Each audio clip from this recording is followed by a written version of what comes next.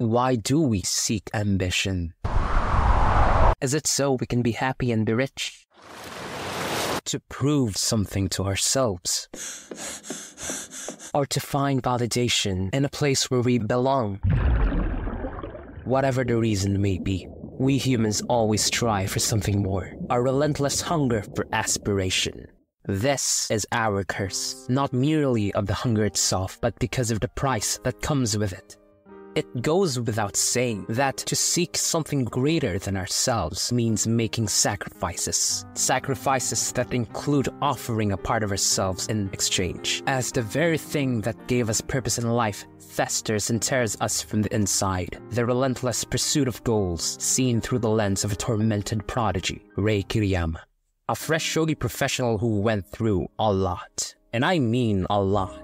As a character whose income relies on tournaments and rankings, being an independent 17-year-old, every move he makes on the board determines not only his future, but his everything. Rei represents the many aspects of the reality of the grind we face in our pursuits of our dreams, goals, or ambitions. I'm sure every single one of you has once or is continuing to pursue your aspirations. And to those who are currently working towards their goals, ask yourself this: how has the journey been going?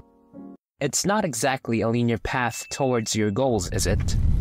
There were many obstacles and slumps present in your journey, some of them making you doubt yourselves, and some of them costing you your dead dreams. And as someone who had many dead dreams, I find Rei to be a character that many people can relate to, as he is bombarded with a great amount of trauma, insecurities, and self-doubt through his journey with shogi. And for those who don't know shogi, it's basically Japanese chess with its own set of rules that I will not further expound on. All you need to know is that, just like professional chess, it's a career that relies on constant competition, meaning that one wrong play on the board can mean the death of your ambition. But why did Rei choose this? What makes people choose the dreams and goals they have today? Well, the most obvious reason people pursue their dreams is passion and enjoyment. Often, this passion starts in childhood or young adulthood, a time when we're figuring out who we want to become.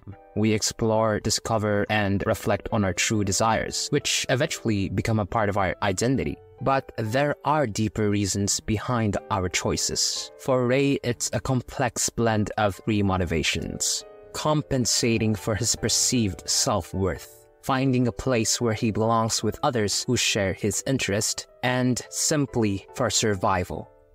Are you surprised that enjoyment of shogi isn't one of his primary reasons? Rei is one of the unfortunate ones who had to view his goals as a mere tool for survival due to his circumstances, since, like I said, he had a very traumatic past.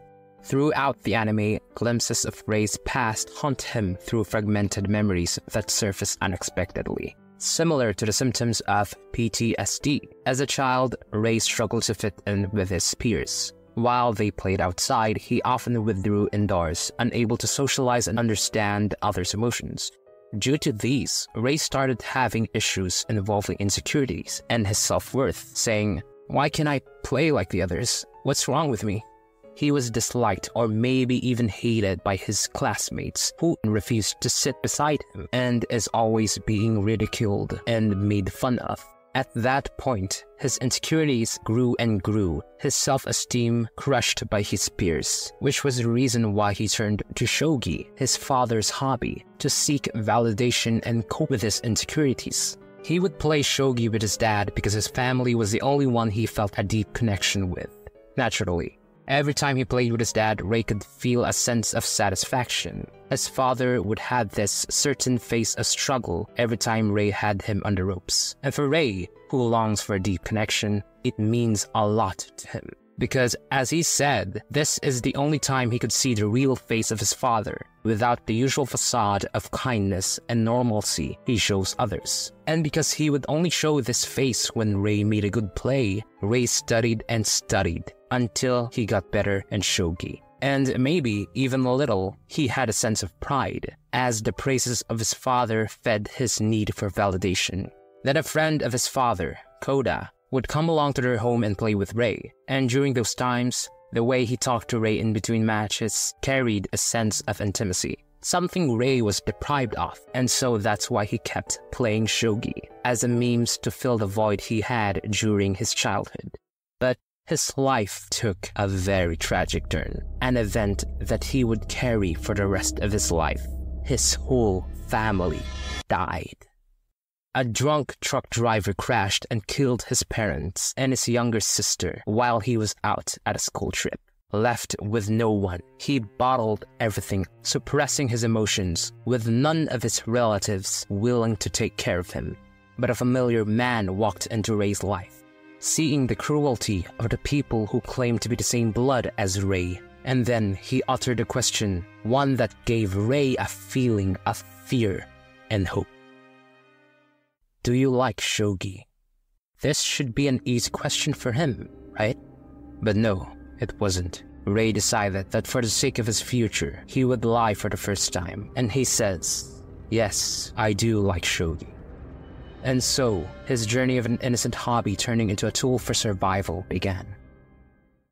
Rei was adopted by Koda after his family's death to serve as his mentor in shogi, since Koda is a professional, along with other two siblings who are also being trained for shogi, Kyoko, the older stepsister, and Ayumu, his little stepbrother. And I believe the reason why Koda took Rei in was not solely out of pity, but because Rei had potential as a shogi player.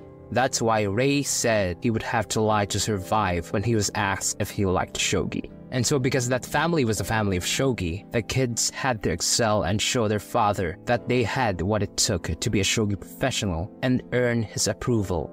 For Rei, the hobby that he once found comfort started to become somewhat of a burden. It's not that he completely hated shogi, but now, apart from the fact that he played shogi to make connections and cope with his insecurities, and maybe even to prove something to himself, he had a different reason now. To make a career out of it just so he could survive in this new family and potentially make money out of it. Does that sound familiar to you? I'm sure it does. Because at some point in our lives, we once wished that we could make a living out of something that we genuinely enjoyed doing, only to realize that once we start to monetize our interests, it just sucked the joy out of it. I remember when I was younger and was still very much into video games, I'd often dream about making money out of it as I watched players from competitive tournaments, such as esports. I was mesmerized and thought to myself, making heaps of money by playing games? Now that's what I want to do. But as time passed, I realized it might be a very unrealistic goal for me. I've come nowhere near to achieving that dream, and it became an unhealthy hobby instead. But for those who have managed to monetize their hobby, what I'm about to say will probably resonate with you. Making your first dollar from your interest, it doesn't mean that you've made it. In fact, it's just the beginning, with a series of hardships lying ahead. This is reflected in Roy's voyage towards becoming a professional shogi player. Since his skills were honed even before coming into the Koda family, he was able to outshine both Kyoko and Ayumu, and it had severe consequences. Rei became his foster father's favorite, while both Ayumu and Kyoko were told that they shouldn't continue their shogi dreams because they didn't have what it takes. With Koda saying, if you can't even beat Rei, then how would you beat the other players beyond him? Ayumu got depressed and resorted to video games, while Kyoko started gallivanting around town. This made Rei realize that he might be ruining a family by being present. He referred to himself as a different species of bird that would eat their siblings, in an act of brood parasitism. Out of guilt, he saved up enough money to move out, quit school, and pursued his career as a shogi professional, eventually becoming one. But as I mentioned earlier, this is just the first obstacle in a person's career. The struggles you face after making it a source of income are much harder. For careers like shogi, other athletic professions and the like, maintaining a stable income is very challenging. They have to rely on tournaments, sponsors, and competitions, with their income heavily dependent on their wins and losses. This also applies to freelancers and self-employed individuals. minus the tournaments. Their income depends on the availability of gigs, contracts, and client projects, which can fluctuate with market demand, skills, and competition with other skilled individuals. Your performance as a skilled individual is crucial, and you must always ask yourself, what can I provide the others? You need to give people a reason to choose you. So there's always a need for constant improvement. This is the world Ray lives in. As a C1 4th Dan player, Ray is just at the beginning of his professional career. To give perspective on where he is professionally, I'll briefly explain the shogi ranking system. It starts with the Q ranks, which range from 15, the lowest, to 1, the highest. After reaching Q1, players can be promoted to the Dan ranks, which go from 1 Dan to 9 Dan. Achieving 4th Dan is when a player is recognized as a professional and can start making money out of it. Then separate from this is the Junisen tournament ranking system, divided into classes: C2, C1, B2, B1, and A, with A being the highest class. Ray participates in 30 to 40 matches a year, with his progress heavily dependent on his win streaks. The first year of Ray's professional career looked very promising, but as time passed, he began to struggle for progress. No matter what he did, it was the start of his great tug of war against grinding and progressing. Swimming in a treacherous ocean, reaching one island only to swim toward another, climbing an endless escalator with no way back at the top, jumping at a moving train that never stops. These metaphors capture the essence of what having a shogi career feels like for Ray. These images share a journey with no clear destination, and the only certainty is that if you stop even for just a moment, you will fall behind. In such a competitive field, people like Ray are burdened and pressured by the constant need to learn, improve, and adapt to the ever-evolving environment. Another thing to consider is the pace of your own progression. Given that Ray's field and many like it are highly competitive, you need to maintain a steady pace of progress, just enough to keep up with everybody else. Not everyone runs at the same speed. You might see some prodigies shoot up the ranks while others struggle to get by. There's also the illusion of thinking that you're doing well initially when you first start, which leads to people getting comfortable and more laid back because of how fast they are developing at the start. And then, when they face an obstacle that's slightly more difficult than they can handle, they lose their willpower, and all their progress slows down, if not completely stops. As mentioned earlier, Ray's first year as a professional saw steady and respectable advancement. However, he hit a roadblock in his second year, with 3 wins and 3 losses. This led him to return to high school, wanting to make memories of not running away, even though he skipped most of his school days. It seemed that Ray had gotten too comfortable, which was noticed by his self-proclaimed rival, Haranubu Nikaido, someone Ray beat in a child's shogi tournament, and again in their first professional match, commented through a shogi TV program that Ray's moves were not as fierce as they were during their childhood matches. Nikaido criticized Ray for being more careful and less confident, suggesting that Ray might be falling behind while Nikaido was catching up, even though Ray was supposed to be a lot better. So why might that be? Ray had become too comfortable, but what does that really mean? Let's compare it to working out and gaining muscle. In bodybuilding, there's a phenomenon known as newbie gains. When you first start lifting, coupled with proper nutrition, your body rapidly increases muscle mass because it's adapting to new stimuli. It hasn't experienced this type of training before. This initial progress can deceive people into thinking that muscle gain is very easy. But what happens when this newbie gain phase ends? You hit a plateau. Now you need to put more effort into your workouts and nutrition as muscle growth slows down. And what happens to those who are unaware of this fact? They get discouraged because it's not what they expected. And then they're left with a choice. Either continue pushing through or give up. This also applies to learning skills, just as it does to Ray's situation. His first time in the professional field made him think that it was easy. And what does this lead to further? The crumbling of his self-esteem and pride. Getting complacent also implies having faith and confidence in your abilities, and feeling that the training and development that you undergo are enough. Although Rei hasn't completely stopped learning and adapting, in fact, he solves shogi puzzles and studies shogi daily, often making it his focus, but he starts to feel content with his current efforts, which breeds a sense of self-assurance. And then, when he was faced obstacles and setbacks, his insecurities intensified, leading to doubt and self-questioning, because nothing hurts more than to suck at something you're supposed to be good at. Wouldn't you agree? For individuals like Rei, who had endured much hardship, interests like shogi serve as a lifeline, even if it's seen as a means of survival. It's the arena where he shines the brightest, proving to others that he's more than just a loser. And it's important to note that Rei is actually one of the 5 middle school shogi prodigies in history, which places immense pressure on him. Each of his minor victories is scrutinized, while any stagnation is seen as a significant setback. Rei is expected to outperform the average shogi professional, which fuels his self-doubt and perpetuates an imposter syndrome effect. Losses sow seeds of uncertainty, often setting him back more than victories push him forward. This is why he says, "I have no reason to win." But why is it painful when I lose? Everything I do seems to be half-measure. By half-measure, he means that everything he does feels half-baked, invalidating the small successes.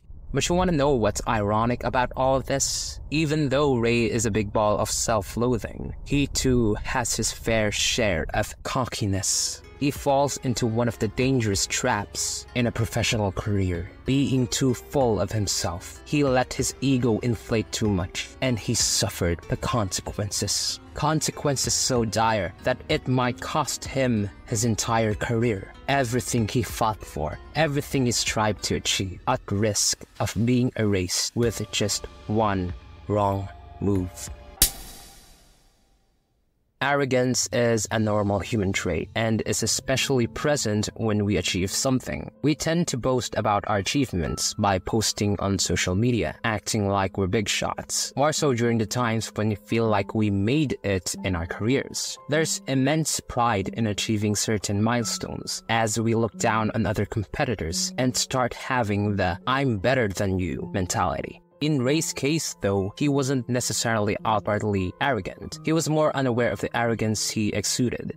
As someone who's considered a prodigy, you're expected to act a certain way, as people push you above others. Because of this, Rei started to think the same way, looking down on other shogi players. But knowing how he is, isn't it contradictory to say that Rei is arrogant while he thinks so little of himself?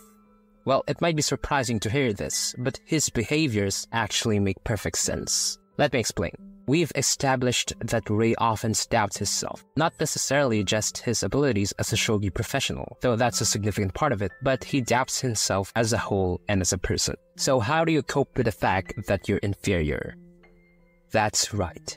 You act superior. To make up for the feelings of inadequacy, people tend to show others that they're just better, in words, actions, and the stories they tell about themselves. All of that just to mask the insecurities that have been eating them up inside. Rei does this unconsciously due to his traumas, which was evident when Christmas approached and he faced his final 2 matches of the year. During the night before his first match, Kyoko unexpectedly appeared at Rei's doorstep for the first time since he moved out. And then after spending the night, she informed him that his upcoming opponent was 1 loss away from retirement, an obvious attempt to guilt-trip Rei. This made Rei feel guilty, but he still decided to beat him flawlessly. But in the end, he managed to convince him to continue shogi despite the loss. Then another day, he met Kyoko again, and she tried to guilt-trip him once again by saying that his next opponent physically abused his daughter and wife when he lost. Again, Rei decided to defeat this man, and after that match, when the man left his Christmas gift in the shogi room, Rei tried to catch up to him, only to be met with hostility as he aggressively took it back from Rei.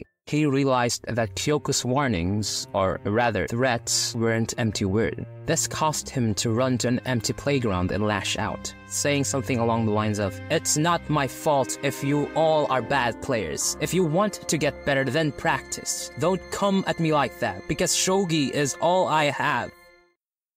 Then he felt the overwhelming guilt that had been building up inside of him. Now, this scene was him expressing his pain of acting like some sort of Grim Reaper, crushing someone else's dream. But if you read between the lines and analyze what he said, don't you think it reeks of arrogance? With that statement, "You're not as good as me, so don't even challenge me because it hurts me to put you down." Like he's blaming his own opponents, and this implies that Ray has superiority over them even before the match started. Nonetheless, Ray's arrogance peaked after he beat these two shogi players.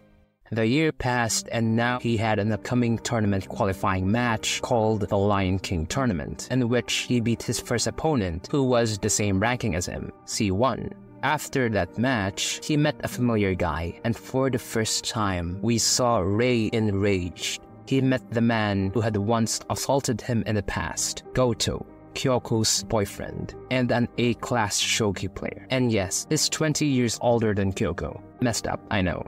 Goto taunted Ray, causing him to be more furious and further fueling his desire for revenge, thinking, if I can't beat him physically, I'll beat him in the board of shogi. But before he could do that, he had to beat one more opponent before matching him in the finals. Ray gathered intel on both Goto and his preceding opponent, but his singular focus was on defeating Goto. He became consumed by this obsession, thinking, I just have to beat the guy before him, and then I'll face my real challenge, the true match. Then the following day, he entered the competition with certainty and determination. Midway through the match, however, amidst his strategic maneuvers, a sudden realization struck him.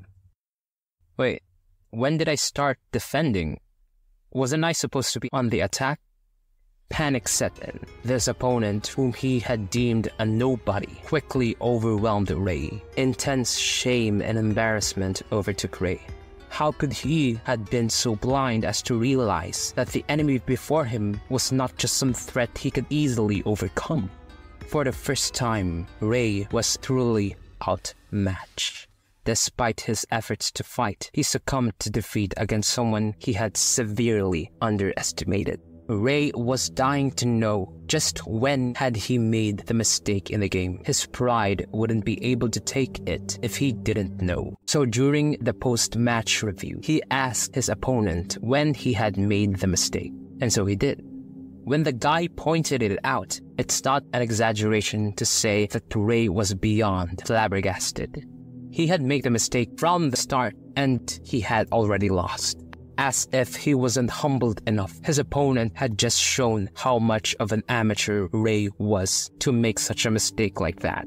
This crushed what little pride and confidence Ray had left. And because he was so embarrassed and ashamed of himself, he ran into the night and cried. He had been so focused on getting his revenge on Goto that he glossed over the fact that his opponent before him was also an A-class player, Shimada, who was also Nikaida's brother, apparently. The worst part of this, Ray was completely aware of Shimada's ranking. He thought that he could just beat him and move on, just another obstacle towards his grand plan. But life doesn't work that way. This isn't some sort of revenge chapter where you're thrown obstacles and enemies you can overcome while you work your way to the main villain. No, life doesn't work that way. And that's what the anime is trying to show us. Determination and confidence alone wouldn't get us anywhere. We also need to learn the important aspect of humility.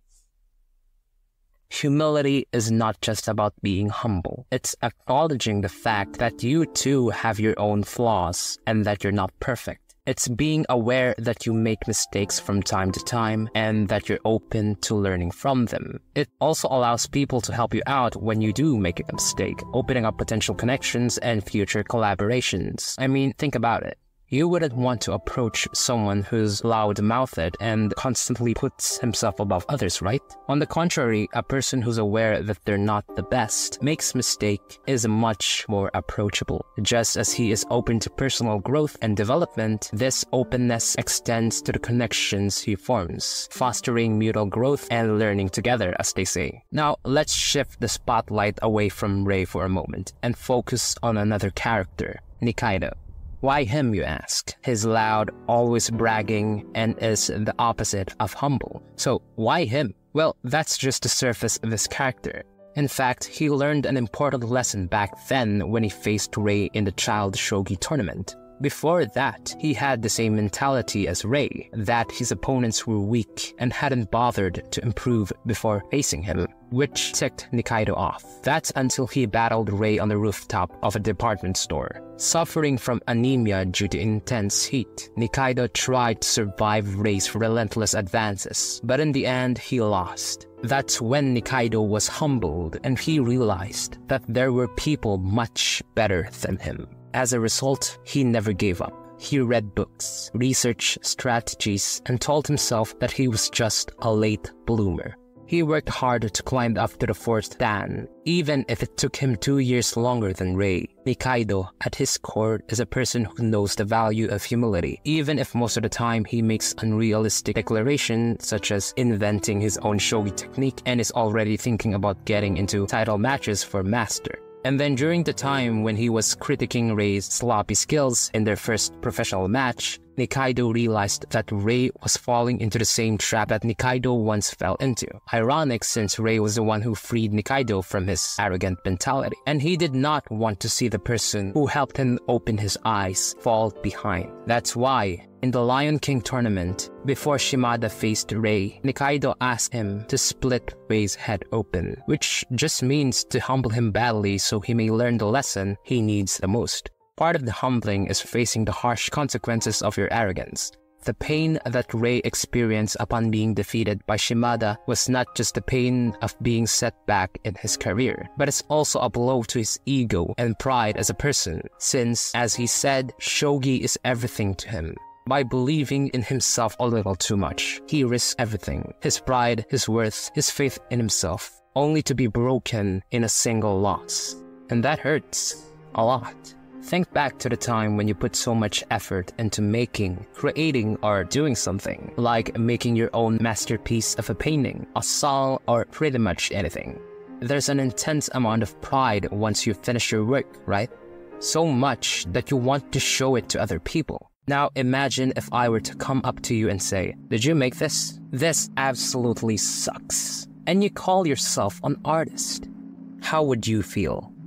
Well, your first reaction would probably to beat the shit out of me. But once you're done with that, there's going to be that small voice nagging in your head, asking, is there a hint of truth to what he said?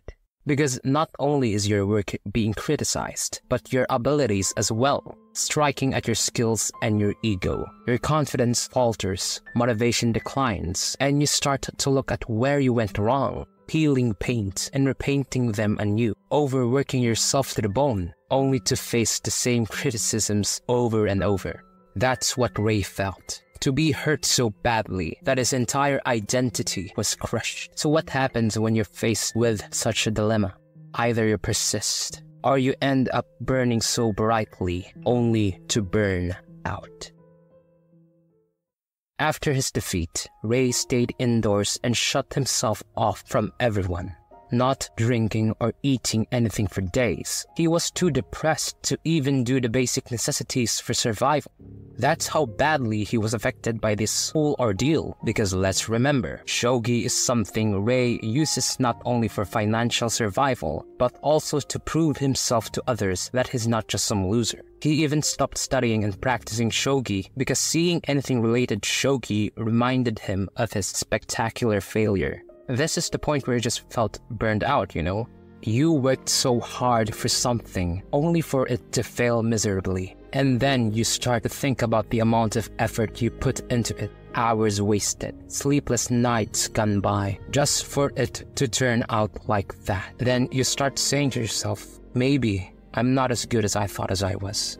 No matter what you do, you can't bring yourself to grind again, to progress, to advance, because you think you will fail. Burnouts are the points in your career that can possibly end your journey, because not only have you lost faith in yourself, but you also start doubting if the path you took was the right one, which also happened to Ray. His prolonged refusal to drink and eat led to his suffering from dehydration. To combat this, he bought sports drink, which have a lot of sodium so he could recover. But the most shocking part was when he turned to the magazine section and bought a job magazine. That implies only one thing.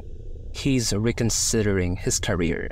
Even though he was just looking at potential path he could take, this subtle shift in mindset is dangerous. It's similar to when your partner is quietly losing interest in you. The heart and mind start to drift, which can spiral down into looking for other partners, leading to a breakup. This can happen when thinking about alternatives for your career, potentially leading you to let go of it. But as Ray browsed through the job listings, he realized that the minimum requirements were that of a high school graduate. So he tried to attend more classes from then on, but he was doing so poorly.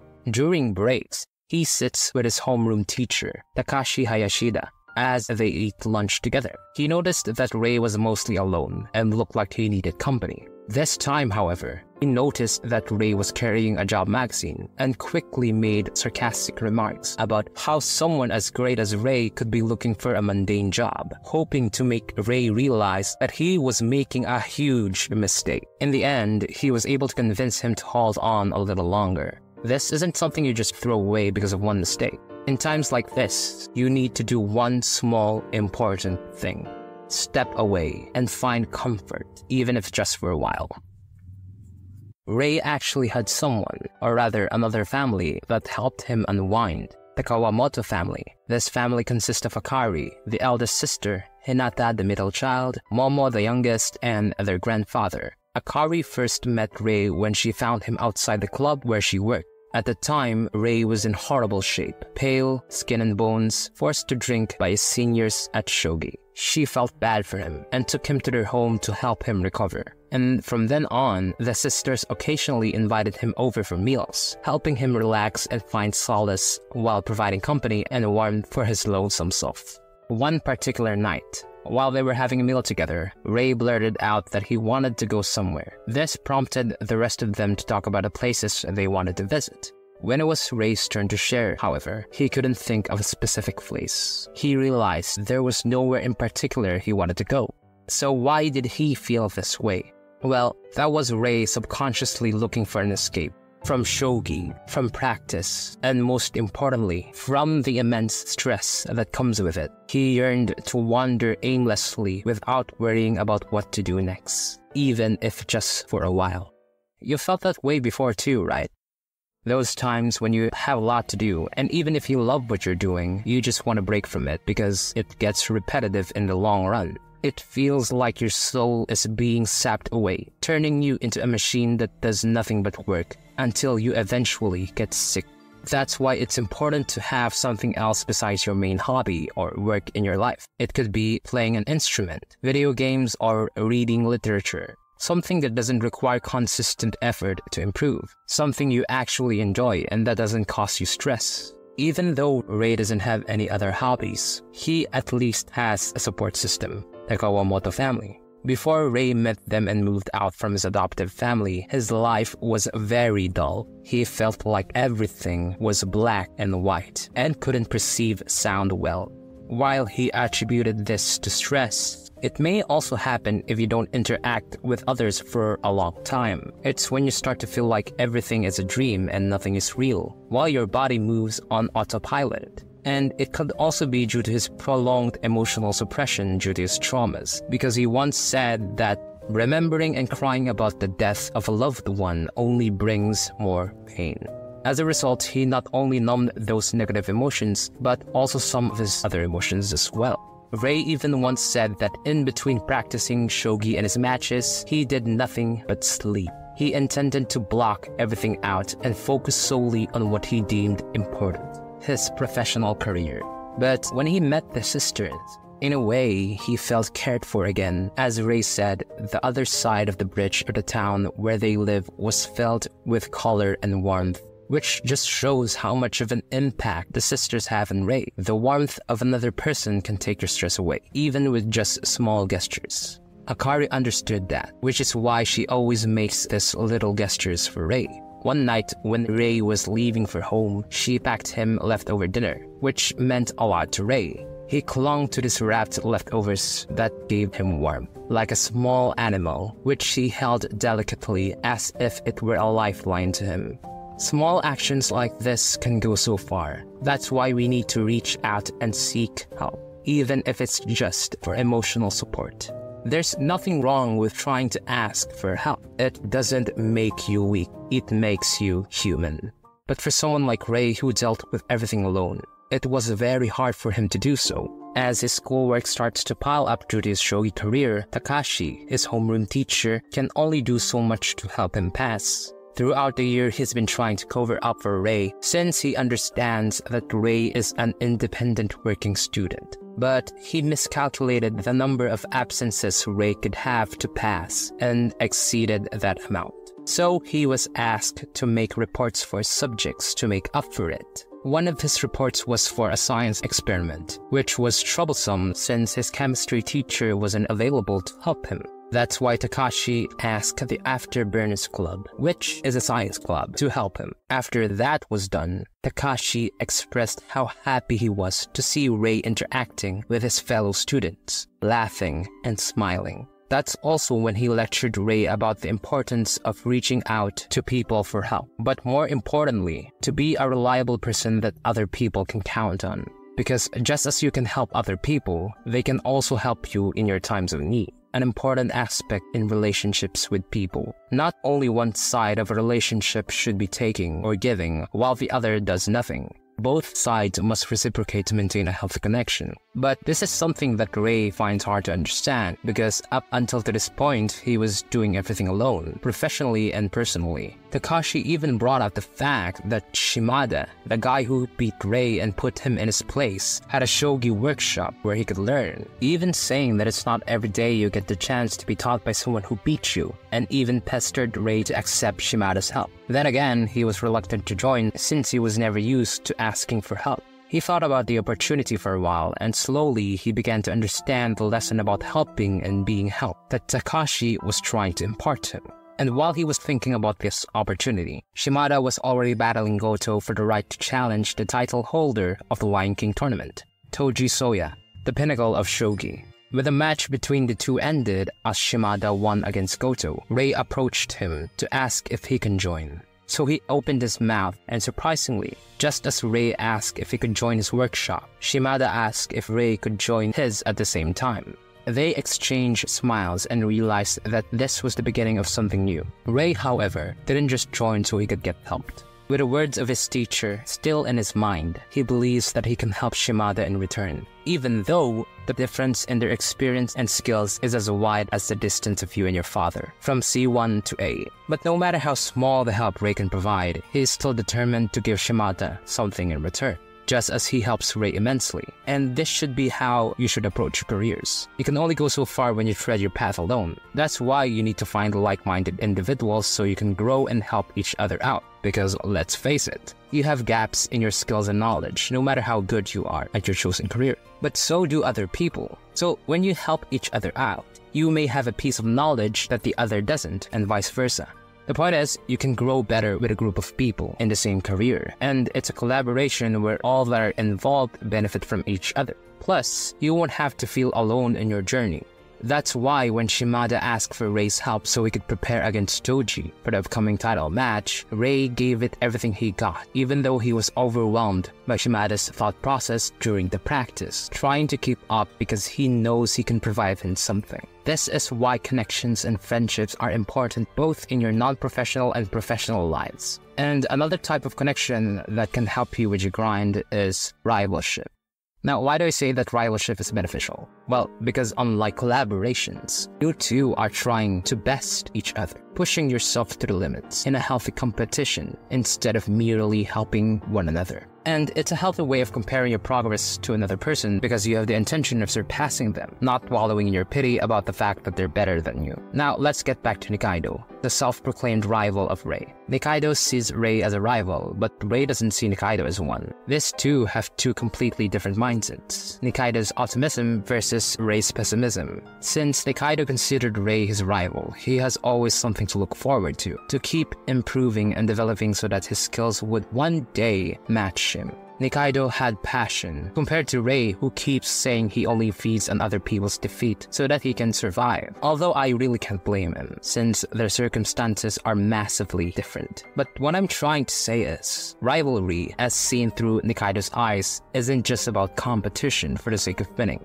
It's about mutual growth and inspiration. That's why he was trying to remind Rei not to slack off in their one match together, even though Nikaido lost. But I do think that Rei slowly understood him, because after he joined Shimada's workshop, he debated against Nikaido about the strategies and moves in shogi. And even though Rei is still reluctant to call Nikaido his friend, we can see through his actions that he does indeed treat Nikaido as his equal, whom he can help and get help from as they improve together. But with all these things, it's important to not get lost. And the best thing you can do to ensure you don't suffer all the negative things that Rei did is to take everything at your own pace. But I bet you're asking, why would I say that we should take everything at our own pace when I acknowledge the fact that a field Rei is in and many others are competitive and change at a rapid rate? Well, I didn't say you should take it slow. I'm saying progress at a rate that you can sustain. Don't bite off more than you can chew. If you do, you're just going to hurt yourself in the long run. Don't just do things for the sake of being able to tell yourself that you managed to achieve a certain milestone. For example, let's think of a runner. His longest run ever was 5 miles in 1 hour. Since he felt like his improvement was slow, he decided to take it up a notch and run 10 miles for the first time. So he did, and succeeded. He felt proud and accomplished, and so he tried to increase the intensity more and more and more, until one day his doctor told him that his heart had thickened. So where did that get him? It set him back more than the effort he tried to put into improving, which is why we should know our own limitations and take breaks from time to time. Just because you're putting something towards your goal doesn't mean it's beneficial. Like how I mentioned earlier, you can suffer from burnout. Similar to how when Shimada asked Rei to help him practice against Toji, even though he was in poor health, he was pushing himself over his limit. And in the end, he lost 4 matches against Toji. Even so, after the match, he went to an event to meet the elders of his village. And as he was leaving when it was over, they spoke to him and left a message to not rush things. This made Shimada realize that there's no need to feel like you have to achieve something at a certain pace and not let the expectations of others get to you, especially not the expectations of yourself. And so he told himself that he'll start from scratch again and improve. And it's something that Rei is slowly learning too, that there's no need to rush for things, and that shogi is just more than a means for survival. It's about growing as a person, learning from your mistakes, and making connections.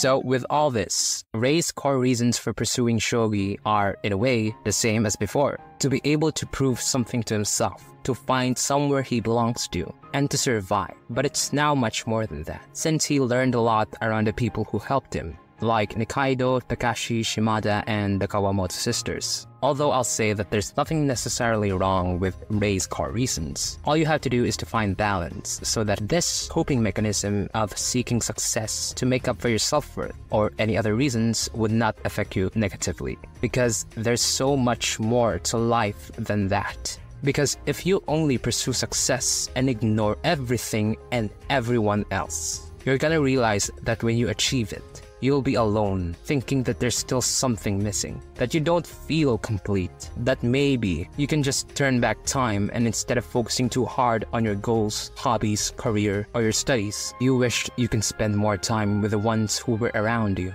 Use your interest the right way instead, like Rei at the end, who realized that as long as he has shogi, he can use it to meet people, friends, competitors, and the like. And while they were all in a train that doesn't stop heading towards the light, Rei knows that he is not alone. And through that is Rei's ultimate realization. Anyways, this is just the season 1 of March Comes in Like a Lion, and there's actually a season 2, so if this video gets well received, I'll make a video about season 2 as well, or you can just let me know in the comments if you'd like me to. But I hope you enjoyed this video, and I have another one for you right here. That's it for this one, and I'll see you there.